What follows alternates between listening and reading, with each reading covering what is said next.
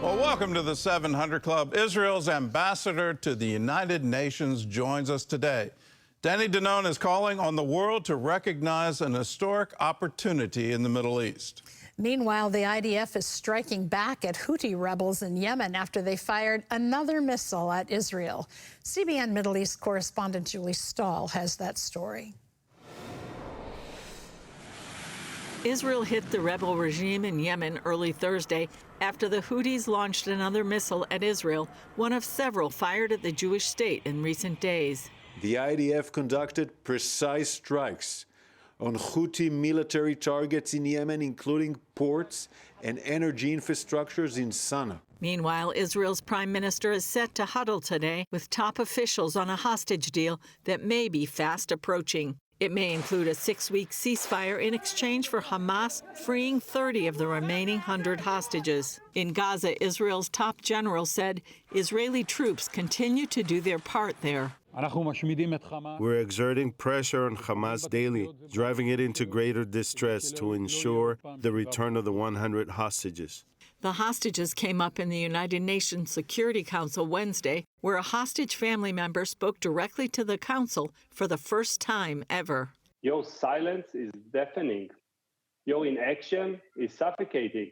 Even a top UN official admitted what's happening to the hostages is a travesty. I remain appalled that there are reasonable grounds to believe that hostages may be subject to ongoing sexual violence and abuse. Highlighting Iran as the source of Mideast turmoil, top Israeli diplomat to the UN, Danny Denon, said the IDF's severe weakening of Hamas, Hezbollah, and the fall of the Assad regime in Syria presents a golden opportunity in the region. The chance to finally end the Islamic regime of Iran's aspirations for a Shiite supremacist empire. And Denon spoke directly to the people of Iran to rise up. Do not miss this rare historic opportunity. Take action now. The people of Israel stand by your side. Julie Stahl, CBN News, Jerusalem. Well, Ambassador Danny Denon joins us now from New York. And Ambassador, thanks so much for joining with us. I have to lead with this question, and it just seems to be an absolute double standard. A human rights organization discovered a mass grave in Syria, over 100,000 people. I mean, these numbers are just mind-boggling. And at the same time, there's nothing happening to charge al-Assad with war crimes. He clearly used chemical weapons against his own people. What's your response to this? Why are we seeing such a double standard? Good morning, Gordon. And as you mentioned, it's a double standard. It's shameful. You know, what you described will not be even discussed at the United Nations. In a few hours, we're going to have another debate in the General Assembly against Israel, blaming us for more lies. And there will be a vote about a resolution which will call for another opinion of the International Court of Justice against Israel. So that's a circus. And in this circus, there is no place for real atrocities or for real crimes against humanity. They are obsessed with Israel. They are dealing only with us. And that's a shame, because the funds and the energy of the UN should go to the places where they have to be involved. Well, it just seems to be an ongoing thing, and I've got to point out what ISIS was trying to do was clearly trying to wipe out minorities in Iraq. The ongoing war against the Kurds, Turkey is leading that one. You look at these other things that are happening in the same geographic space, and the UN is quiet on it, and the international courts are quiet about it. And it just seems to be an outrage to me that this kind of thing is happening. And even our own U.S. State Department, back when it was in the Obama administration, they refused to call it a genocide when it clearly was. So I've got to express my frustration. I can't imagine what it's like for Israel. How do you deal with this? Well, you know, we are used to it, unfortunately, and we keep going. And, you know, yesterday we were blamed for attacking targets in Syria. And instead of thanking Israel Defense Forces for neutralizing the threats, and, you know, the Assad regime They had a lot of weapons that they received from Russia, from Iran, chemical weapons, and other dangerous stuff. And we neutralized that threat. And instead of thanking us, they are condemning us. So, we are determined to continue to protect our borders, our people. Just last night, a missile from Yemen targeted Israel, and it hit an elementary school, actually the same elementary school which I attended 40 years ago in the city of Ramat Gan. And lucky for all of us, it was in the middle of the night and nobody was there. But imagine what could have happened if the missile would have arrived a few hours later when you had thousands of kids in the same building. So we are still fighting the proxies of Iran, and we are determined, the same way we did in Lebanon, in Syria, and in Gaza, we will do the same in Yemen if they will continue with that. Well, I've got to point out in the wake of that attack, the U.S. State Department still won't designate the Houthis as a terror group, and they're doing that supposedly for humanitarian reasons. Again, it makes no sense to me. Let's change focus to what I consider incredible. Ireland is trying to change the definition of genocide in order to pursue charges against Israel. What are those definitional changes, and how will that affect you? Well, Ireland, they are coming against us for years. That's why we decided to close the embassy in Dublin. We said enough is enough. We are not taking it anymore. And look what you mentioned about the genocide. It's clear that there is no genocide in Gaza. And when you look at the definition of genocide, you have to look at the intention. And everybody knows there is no intention from our side. On the contrary, we do everything we can to minimize civilian casualties. We supply thousands of trucks into Gaza every month to support the population. So they know that according to international law, it's based on this accusation. So what they are doing now, they said, let's change it. Let's change the definition so we can blame Israel for genocide. That's pure anti-Semitism. When you apply different standards against Israel, that's anti-Semitism.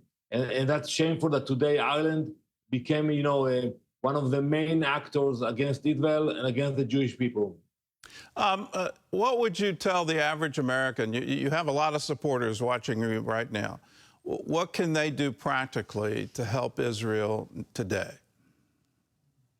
So first, we are grateful for the support. I receive it wherever I go from many, many Americans, and we are grateful for that. But we have to realize that we haven't finished the job. We had major successes.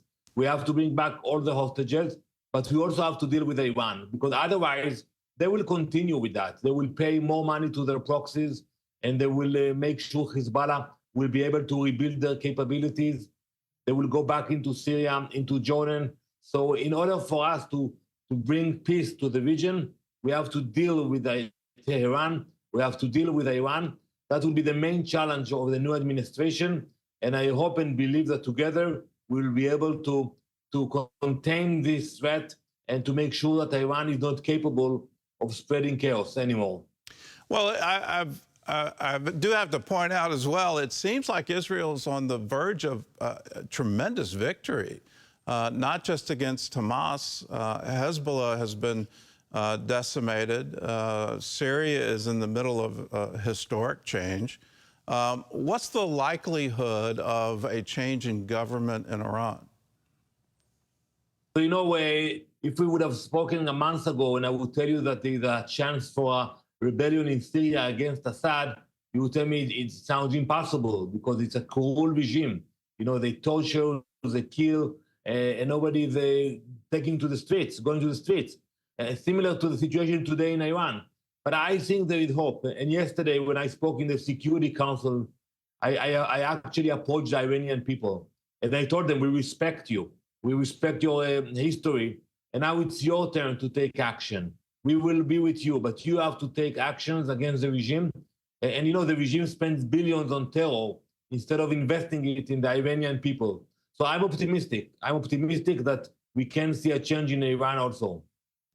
Well, I want to sound a note of caution as well. I remember the Arab Spring. I remember the promise of democracy in the Middle East. But then Egypt elected the Muslim Brotherhood. And so I'm concerned with the groups in Syria, particularly those that are offshoots of ISIS that have pledged we're going to Jerusalem.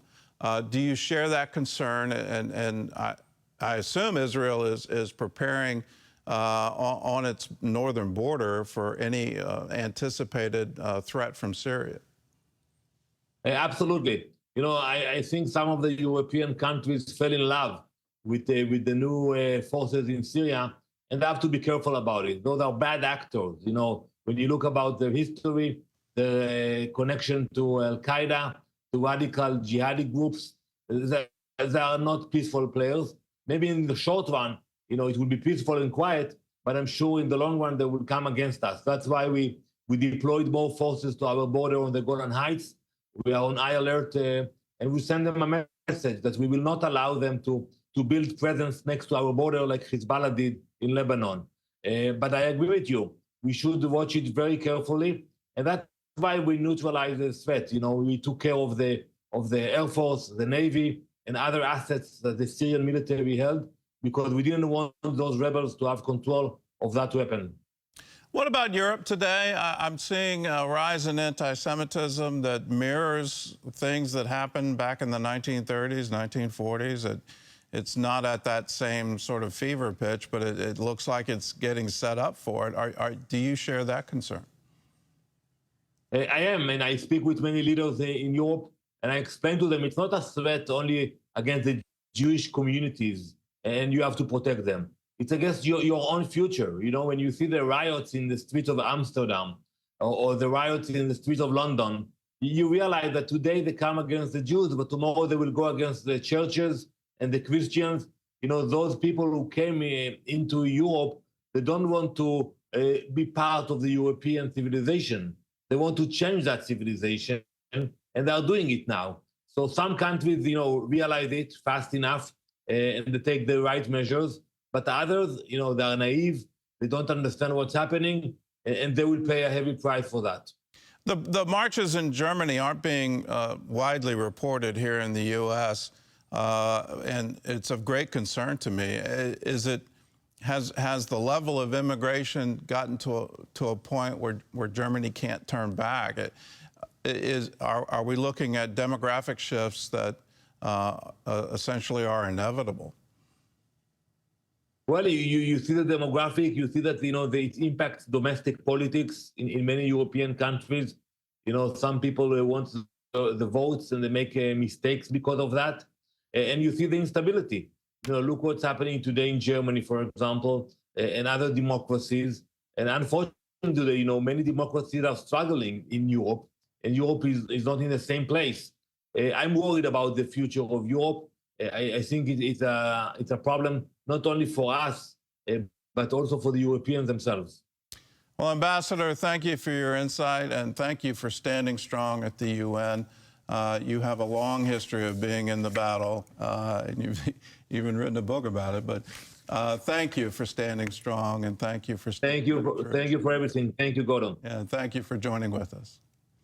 For you at home, if you weren't aware of what's happening in Germany, the mass protests are from Muslims asking for Sharia law. And what they're saying is, because Germany won't allow them to have Sharia law, they're going to take to the streets and protest. Things that I never thought I'd see in my lifetime, we're now seeing across Europe. And it's because they had open borders. And they welcomed these immigrants, not understanding, well, they aren't of your same mindset. They don't share your ideology. They don't share your love for freedom. Under Sharia law, there's no freedom of conscience. There's no freedom of assembly. There's no freedom of speech. There's no freedom of religion. And we need to really understand that in the West and exactly what